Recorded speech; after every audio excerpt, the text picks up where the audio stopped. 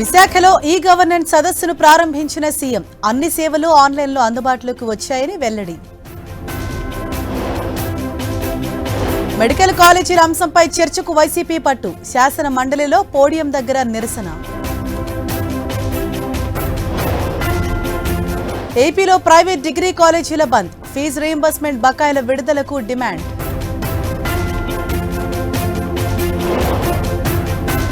Italy పారిశ్రామికవేత్తలతో Sridhar Babu భేటీ, తెలంగాణలో పెట్టుబడుల అవకాశాలపై వివరణ.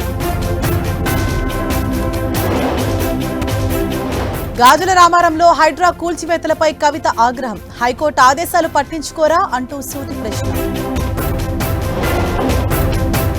అరుణాచల్ ప్రదేశ్ పర్యటనలో ప్రధాని మోదీ 5,000 కోట్ల అభివృద్ధి పనులకు శ్రీకారం.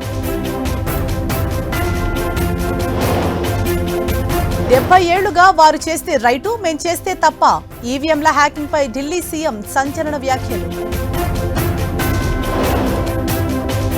ఈడీ ముందుకు మాజీ cricketer Uthappa, illegal betting app కేసులో విచారణ.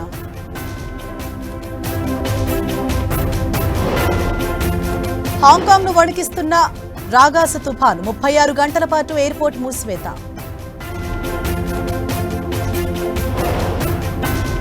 పరుగులు పెడుతున్న బంగారం, వెండి ధరలు 3,000 పెరిగి 1,38,000కు చేరిన సిల్వర్ రేట్.